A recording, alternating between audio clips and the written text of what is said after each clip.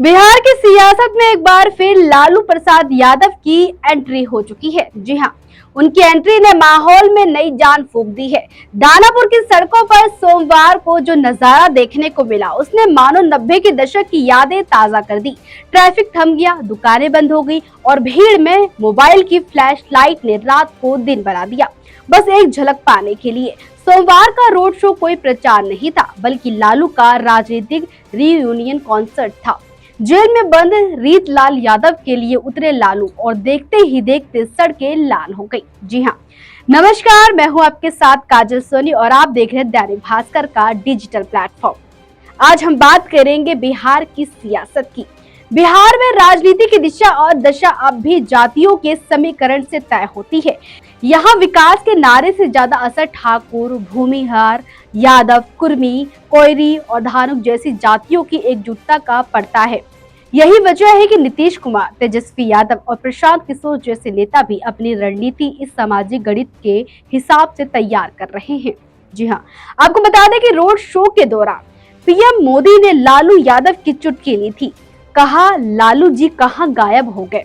वही लालू यादव मन ही मन मुस्कुराते हुए नजर आए। ऐसा लगा जैसे वे कह रहे हो, अभी खेल बाकी है मेरे दोस्त। वही चिराग पासवान ने भी चुटकी ली और कहा, स्वास्थ्य का बहाना। लालू ने हंसते हुए कहा, अरे बाबू, अब तो दिल में 440 वोल्ट का करंट दौड़ रहा है, दौड़ कर दिखाऊं। और तेजस्वी, वो तो बस चुपके से मुस्कुरा रहे थे, क्योंकि पापा ने लालटेन थमाई है। अब बारी है बिहार की कुर्सी पर लाल रंग चढ़ाने की। दानापुर सड़कों की जहां सियासी सरगर्मी चरम पर पहुंच गई है, जहां राजद सुप्रीमो लालू प्रसाद यादव ने पहली बार इस चुनाव में प्रचार की कमान संभाली और दानापुर से राजद उम्मीदवार रीतलाल यादव के समर्थन में एक जोरदार रोड शो किया। जैसे कि आप सभी को पता है कि इन दिनों रीतलाल यादव रंगदारी के एक मामले में भागलपुर जेल में बंद हैं और वहीं से चुनावी मैदान में हैं, जिनके समर्थन में लालू यादव आए।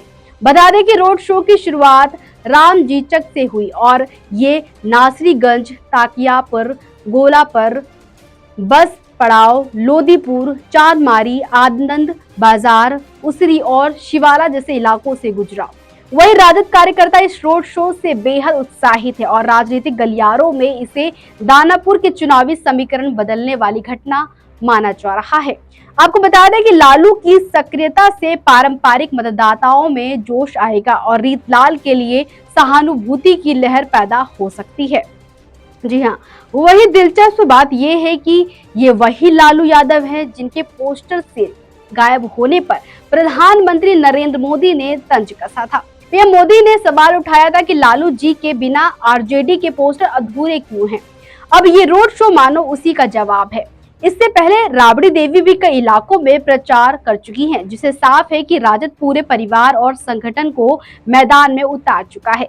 लेकिन केंद्रीय मंत्री और एलजेपी रामविलास के राष्ट्रीय अध्यक्ष चिराग पासवान ने लालू की उम्र और जमानत का हवाला देकर तंज कसा। उन्होंने कहा कि आपने स्वास्थ्य की चिंताओं को जाहिर करते हुए बाहर हैं।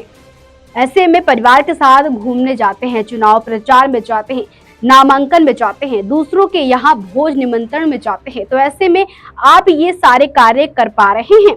उनकी उम्र तो जरूर है और दिक्कत होगी, लेकिन जिस विषय को आधार बनाया गया वे कानून की धाराओं का दुरुपयोग है। जी हाँ, अब उनका स्वास्थ्य पहले से बेहतर होगा। रोड शो में लालू यादव ने कहा, तेजस्वी यादव इस बार बिहार के मुख्यमंत्री बनेंगे। उन्हें जनता का भरपूर समर्थन मिल रहा है। महागठबंधन एकजुट है और बीजेपी बिहार से साफ हो जाएगी। उधर प्रधानमंत्री नरेंद्र मोदी की आज कटिहार में चुनावी सभा हुई है, जहां उन्होंने कांग्रेस और राजद पर वक्फ कानून को लेकर निशाना साधा।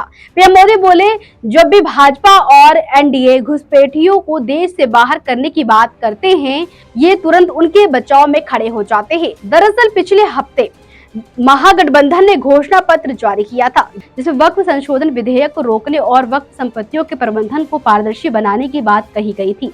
पीएम मोदी ने एक सभा में ये भी कहा था कि आरजेडी ने कांग्रेस की कनपट्टी पर कट्टा रख मुख्यमंत्री का चेहरा घोषित कराया था। इस पर तेजस्वी यादव ने कड़ी प्रतिक्रिया दी और कहा कि मुझे नहीं पता कि प्रधानमंत्री को ऐसे शब्द क्यों पसंद है। जब वे गुजरात जाते हैं तो कारखाने लगाने की बात करते हैं, लेकिन बिहार आते ही बंदूकों की बात करते हैं।